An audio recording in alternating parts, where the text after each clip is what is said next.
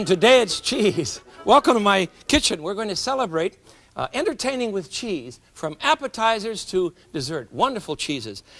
Who invented cheese? At last I can say to you, it wasn't the Chinese. They've never done much with dairy products. It probably was not really invented at all, but actually given us by God. The old story goes that in the old days, we're talking about 6,000 years ago, a fellow would store milk in a goat skin, a stomach, you see, in the stomach of the goat, because it's kind of a bottle affair. And there's a natural rennet in the stomach, and it caused the milk to turn to curd, to whey. It curds and whey, you see. Oh, incidentally, Miss Muffet, you'll learn more about her today, too. The curds and whey become a cheese, and that's probably how cheese came about. But remember, that means that cheese has got to be one of the oldest food products we know. It predates wine, because they had to stand around and grow grapes. It goes back to the time when everyone was a nomad, and we wandered about following the herds. We learned to make butter, and we learned to make cheese from the milk of the herds. Even before agriculture came about, we were making cheese. The process is simple. You add a curd or a rennet, something will cause the milk to curdle, to the milk, and then you drain the whey off of the milk, and then you press it or age it. That's all there is to it, and that's the way they've always done it. A contemporary cheese factory did a little bit more involved way, because they have gorgeous equipment and incredible volume. But this is how it starts. This is the factory, from the grass to the cow. Isn't she gorgeous? To the Lena Cheese Factory in Lena, Illinois. Mr. Dimitri, excuse me, his name is Demeter. Mr. Demeter, the dear fellow I'm wandering around with, is an old Greek. And Greeks were probably some of the first people to ever make cheese.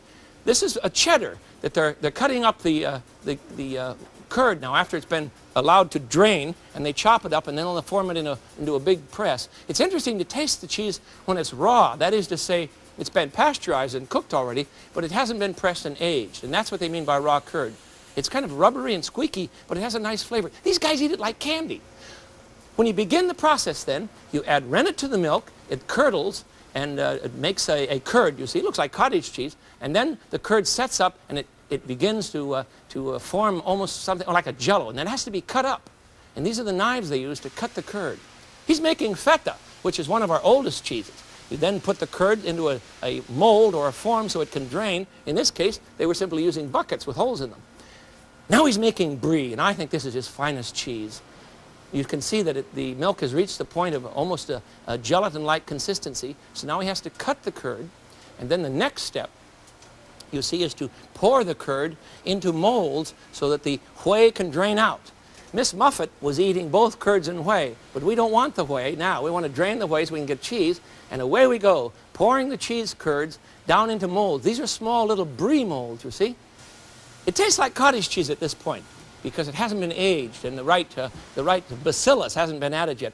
Funny, even in all this technological creativity, it's the old man, bless his heart. He goes around and almost pats every cheese. He just kind of blesses everything.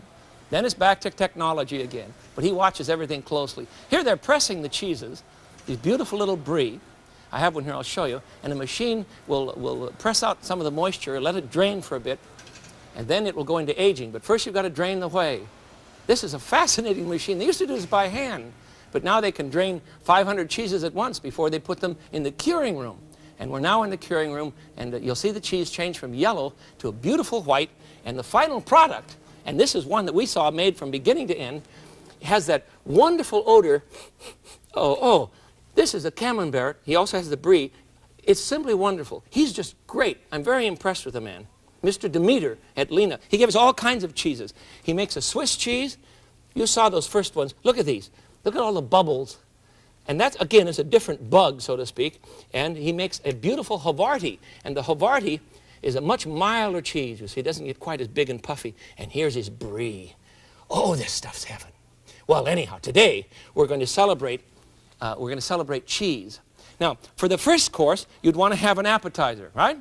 I would suggest a great goat cheese. This is a Sèvres, and it's made from, literally from goat's milk. He puts a little bit of cow's milk in it. It's very, very rich, and this is honest-to-God yuppie food. It's very in at the moment.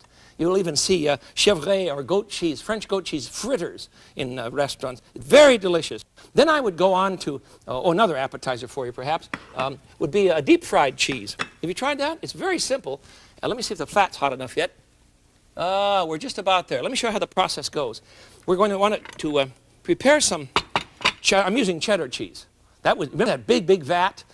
Wonderful stuff. And it takes a while to age this, but I'm going to dip the cheddar cheese cubes, they're not very large, into a bit of white flour and cornmeal. Isn't that what I have in here? Cornmeal? No, what do I have in here? That's it, cornmeal. That's going to have to be it. No, try breadcrumbs or cornmeal. It'll work. I like the breadcrumbs really well. This is what we've got in here. I couldn't remember. Oh, too many things going on this morning. I tell you that all the time, don't I? I had too much going on in my kitchen, but that's why it's fun. I think that's enough. How's the fat doing? Perfect. We want the fat at about 380 degrees. And now we'll simply slip these in. Let me wash my hands off first. It's a mess. We'll slip them, the little sticks into the hot fat, 380 degrees. And of course I'm using peanut oil. You don't see me deep fry much, do you?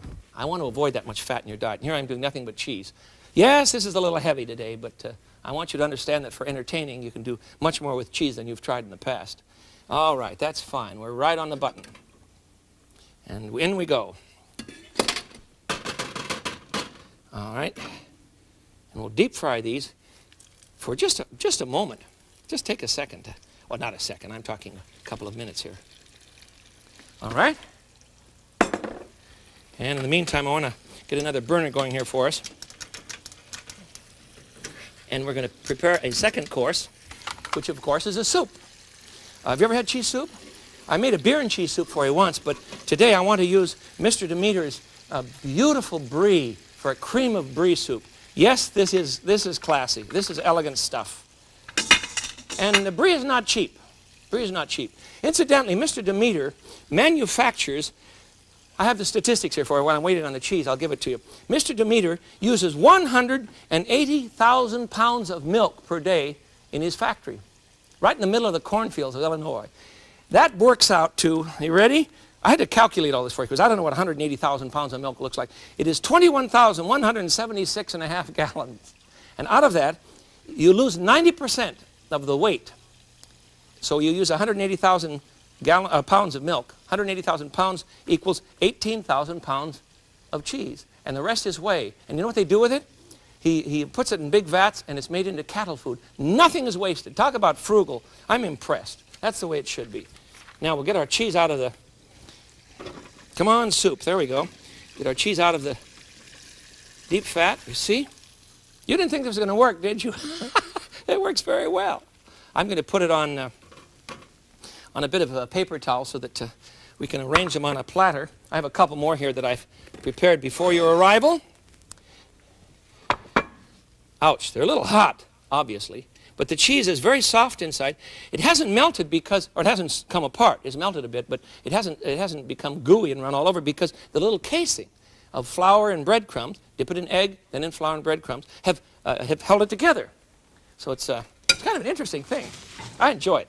All right, second thing we're going to do, put this out for you. Needs a Parkley sprig, doesn't it? There we go. This is a good one. Cheese for the meal. We're on the second one now. We can use plain cheese as an appetizer, cheese sticks, and how about a cheese soup? If you prepare a brie soup, start first of all with 2 cups of broth. I'm using chicken broth. And to our 2 cups of chicken broth, we're going to add some sauteed vegetables. I have sauteed, in a tiny bit of butter, I've sauteed, about a half cup of onion and about a half cup of celery. There.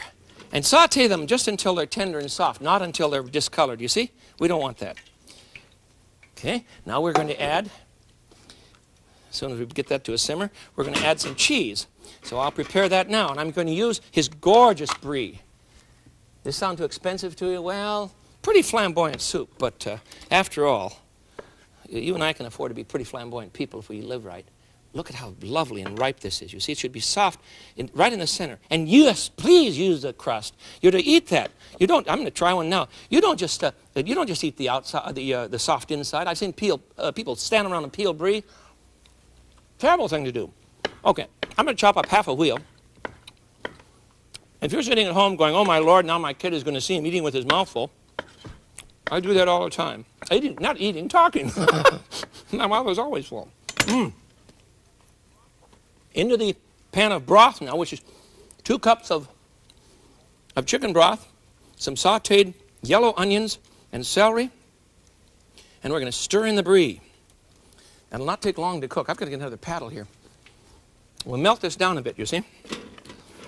There. Oh, we'll need just a tiny bit of salt. There we go. Not much. You don't need a lot of salt in your food, remember? And this is going to be very, very rich. We're going to put this in a food processor and grind it all up so it's a nice puree. And you're saying, where is the cream? Well, I'll add that later. You add 2 cups of milk. No, I'm not trying to make it a low calorie. It's too late. When you consider this piece of cheese was 10 times its size in terms of milk volume when it started. It takes 10 quarts of milk to make 1 quart of cheese. That's a lot of loss. So it's too late to cut down on the butterfat because all the butterfat's concentrated in this. But you can either add a cup of milk and a cup of cream, or you can add 2 cups of milk. There, that's ready. Let's put it in the food processor.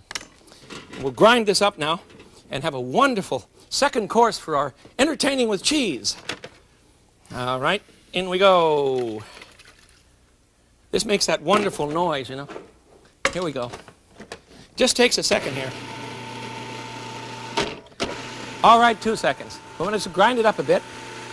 There we are. I think it's set. Yep. Now we would return it to the pan, and very gently. Don't boil it. You see how fine and nice it is now? Everything's chopped up, including that. Whoops. There's the paddle too. We don't need that. Including the rind of the cheese, which is really the flavoring item in the cheese. It's a bacillus. It's something they have to inject into the cheese, and it's wonderful. Now we'll add a bit of cream or milk. I'm using milk, 2 cups. And there. The soup is done. Uh-oh. The oven. I've got a surprise for you. I think. Let me look. Do I have a surprise for you? Yes, I'm worried about things not working on my kitchen, just like yours. Let me stop the bell. And I'll take it out in just a minute. But first I want to get the beautiful brie soup on the counter here so we can enjoy it. Breadcrumbs in my bowl. Cream of brie. Can you believe it? This will knock them dead at your next dinner party. I don't expect you to serve nothing but cheese for dinner. That's not the point of our discussion today. The point of our discussion centers around the fact that you can do much more with cheese than you've done in the past. How about some chives for a topper, huh? Look at this. We found some fresh chives in the supermarket, and come in a little pot, you see? Isn't that cute? And we'll chop these up and make a lovely garnish for cream of brie. What a wonderful soup. There. Oh. Lord, that's rich. Are you ready? It's just beautiful. I'm going to put it over on this side, I think, because I need some room for the next item. If I can get into the... There we are. If I can get into the souffle now, I think you'll be surprised because I have a beauty for you. A Swiss cheese souffle that is just colossal. I'm going to show you the finished product first because mine is just now done and I don't want it to fall. When the bell goes off in your oven and your souffle is ready, you yell like mad and tell everyone in the house that it come right that minute because the souffle is done, and don't let them stand there and sip on their sherry and keep talking. You just say, get out here right now. Right now. Right now. No fooling around. Because... Oh, almost lost it there. Because the souffle, isn't this wild? Easy to do. Oh, that's gorgeous. Now that's going to fall a bit as it cools, you see. By this time you want everyone, boy, I'm impressed. Isn't that a beauty? Notice I didn't put any wax paper on the outside. Don't do that with a souffle. That's for a gelatin-type souffle. You don't want to do that with this one. Show you how it's done. Nothing but eggs and cheese. We want to melt some butter. We're making the souffle now. Is this awful? I'm going reverse on you. We want to melt about 3½ tablespoons of butter for our Swiss cheese souffle. So we'll get that in a pan and on its way. And then we will prepare a roux. Let's see, I need a couple chives in the milk here. That's not good. I need a couple cups of hot milk. There we go. Remember, a roux is simply butter and flour mixed together so that you can use it as a thickening agent. It's spelled R-O-U-X. It is absolutely important in your kitchen because most of us spend a lot of time shaking up water with flour, and we come up with paste. And that's why it gets lumpy. Of course it's going to get lumpy. It's lumpy to start with. The flour congeals to its neighbor, each little grain, you see. But if you butter them, then they'll not stick together, and you'll have a nice rich filling for your roux. I'm going to put in about 4 tablespoons of flour now into the butter, and it's just beginning to melt here. And you don't want to make this raw. You want to cook it a bit so that it gets rid of the raw flour flavor. That's important. While the milk is heating, I'll talk with you some more about the principle of the souffle. One, I think you should have your eggs at room temperature. And we're going to separate 8 eggs, but we're not going to use all of the yolks. We're just going to use 6 of the yolks. And that will blend into our cheese and bechamel. So while the flour is melting and cooking with the butter, let's whip the egg whites. And I want 8 egg whites. Got that? 8 egg whites into a bowl. Let's see, where are we going? Here we go. Into a whipper here. And I want to put in just a bit of cream of tartar, half a teaspoon. And that will keep the egg up, the whites up, keeps them good and firm. And 8 egg whites. Now you're going to wonder about me because later on I'm going to put in only 6 egg yolks, but that's all right. Let me go back to my roux here. There we are. It's doing nicely. I think I have too much flour in there. If that happens to you, just add a little more oil. Don't worry about it. A little olive oil would be just fine. That's what I'm going to do. There we are. Any kind of oil. If you don't want to increase the cholesterol level so much, well, just add a little olive oil. You could make a roux with just olive oil and flour if you like. Okay, we'll let that toast for just a bit now. I don't want to toast it. You can make a dark roux if you like. In New Orleans, you know, they toast this roux until it's just black or very, very dark brown, and then they say, that's just right. We'll just let this cook for a minute while we whip our 8 egg yolks with a bit of cream and tartar. Okay. I hope you have a good mixer at home. This one's a blessing to me. I just love it. Away we go. Now I have a cup of Swiss cheese ready to go, and I've grated it. Coarse grater, you see? Watching everything all at once. What's next? All right, the milk is ready for the roux. We're going to make a bechamel sauce now by simply stirring the roux right into the milk. It's best to do this off the burner. I'm going to move it now. Best to do this off the burner so that it won't lump up on you. There we are. All right, once you stir it in, back on the burner it goes. We'll let that cook for just a minute. And now we'll check our whites. They're still fine. So let's season the roux with a bit of cayenne pepper. Just a smidgen. You know, you just need a couple of pinches. And a bit of nutmeg. This is a fresh nutmeg grater. You've seen this, I'm sure. I just love it. And a pinch of salt. There we are. Okay, off the heat it goes. We're ready. The whites are done. No. A couple more minutes. A couple more seconds. Now I have 6 egg whites around here, egg yolks around here somewhere. Here we are. Now we're gonna blend the bechamel, seasoned bechamel, into the eggs. And please notice that I'm pouring some of the bechamel into the eggs first. Don't do the reverse. Excuse me. There. That's not an awful sound. Don't do the reverse. Don't put the eggs into the bechamel because the bechamel's too hot, and that amount of heat will curdle the eggs. Better to do it this way. All right. We'll blend the eggs with a bit of the bechamel. Add a little bit more. There we are. Whip it up. This isn't at all complicated. The only secret is how to fold it in so that you don't wind up with a bomb on your hands. All right.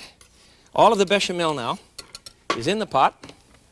And we'll stir it in, and then we'll add 1 cup of Swiss cheese. Okay. Oh. Look, he's still, you know, the old souffle is holding up all right. I think he's going to be okay. You see, he's calmed down a bit, but still beautiful. And that's been about, it's been about 7 or 8 minutes. So by this time, you see, your guests are not as impressed, and that's a shame. All right, 1 cup of Swiss cheese. All righty. There it is. It doesn't have to turn to goo. Don't stir it that much. We're now ready to fold this into the 8 egg whites. Are you with me? We'll give it to you again. It's not complicated, and it's very delicious. Now, do not put the egg whites into the bechamel. Put the bechamel into the egg whites, running it right down the side of the bowl. See, I didn't pour it all over the top. I don't want to crush the egg whites. This is a light meringue. No, there's no sugar in it. So it really shouldn't be called a meringue, should it? Meringue always has sugar. Now, we'll just fold it under. Very gently. Keep folding and turning your bowl over on itself. Very gently, very gently. Treat eggs with the wonder that they deserve. This is an awesome food product. How clever the King of the Universe is to create the chicken, and how kind the chicken is to give us eggs. I think any good hen would be tickled if she saw this cheese souffle. And she's in cahoots with a cow. You see, so you've got the whole barnyard involved in this dish. Now, we'll put this in a baking souffle dish. This is about 3 quarts, isn't it? About 3 quarts? Okay. We had to empty these out and figure out what size they were. There we go. Fill it right up. It should just be almost to the brim. And then it goes into a 375-degree oven, and it stays there for about 25 minutes. And you watch it carefully. But don't keep slamming the door, because you'll cause the thing to collapse. You see? You don't have to worry about the kids running around. It's none of that sort of thing we used to worry about when I was a child. My mother wouldn't let me near the kitchen when she was baking a cake. I don't know why. I didn't make that much noise, Mom. Come on. All right. The second main course that we could serve, this would be a lovely main course, or the green salad, of course, and a glass of wine. The second main course that we could serve would be an old fondue. I'm sorry that fondue seems to have come out of its selected place in the past. It was very popular a few years ago, and now it's not quite as popular, but I love fondue. It's my old fondue pot, and when you make a good fondue, you use nothing but Swiss cheese and some flour, grated flour, a little bit of garlic and white wine. Finally, I put in a little bit of nutmeg and a shot of brandy, and then, of course, you need lots of bread and wonderful bread to tear up, and it's a wonderful dish. I enjoy it so much. Everybody sits around. If I make fondue for Jason, he cheers for weeks. He just loves it. And finally, for a dessert, you serve the same thing you serve for your first course. Serve cheeses on a platter, beautiful camembert with fruit, or if you want a fun one, try this. I have, if I can find my bowl full of, here it is. I have a cube of butter in the bowl. Now, I'm going to add some gorgonzola. You can use blue cheese, or you can use Roquefort. Do you know the difference? Do you understand the difference between them? Roquefort cheese is made in France, and it is made from sheep's milk, only in the caves of Roquefort. Blue cheese comes from Denmark, and it's made from cow's milk. Gorgonzola is made in Italy, and it is from goat's milk. So we want to put a bit of gorgonzola, about half and half. That's a 1/4 pound of butter, so we'll use a 1/4 pound of cheese. And we're going to whip this stuff to death until we get a paste. And we're going to smear it. Well, I'll show you what we're going to do. It's just too good to worry about. It's wonderful stuff. I don't know where my wife got this recipe, but she served this to me one night when I was in a particularly bad mood, I think, after a difficult day. And this will heal anything. If you don't like the goaty flavor, it's perfectly all right to use blue, but don't invite me over. If I'm coming over, use gorgonzola, will you? And gorgonzola makes wonderful pasta. Chop the gorgonzola in a pan, into a pan with a little bit of olive oil and garlic, and just let it kind of melt down a bit. Throw in some cream, toss that over pasta. Of course, all the neighbors know. It has a heavy odor. All the neighbors know what you're doing, but who cares, for heaven's sakes? That's all right. There we are. And we'll scrape this. You see, it's very rich, you're right. But this is dessert. No sugar in it. Only butter fat and goat fat. Oh, there. You don't like the word goat fat? Listen, in biblical times, that was a sign of great happiness. Goat fat. I'll put use some, these are Bosch pears, I think. Use some fresh pears, and I'll put my whipped up, this is not quite as warm as it should be. It's going to be a little hard to spread. We'll put the whipped up butter and gorgonzola cheese on pear wedges. I have some already cut for you. Keep them in salted water so you can do this dish ahead of time and then serve them at the last minute and they'll not discolor, you see. And when you put this, I've just got to, when you put a bit of cheese on your pear. Where's the knife, Smith? I don't know where a knife is. I'm not going to look. Anyhow, when you put a bit of this cheese on the pear, what a marriage. What a marvelous marriage.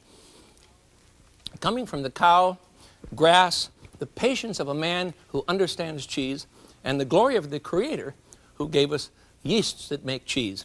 Today I've made for you, we've at least discussed fondue.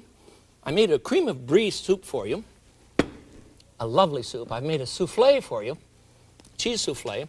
I've even deep fried some cheese. And then finally, I've whipped up some gorgonzola with butter to put on pears and celebrate dessert. So there you have a whole buffet using cheese as we entertain one another and enjoy the grand things from grass, a cow, and an old Greek gentleman. Enjoy. This is the Frugal Gourmet. Until I see you again, I bid you peace. Bye-bye.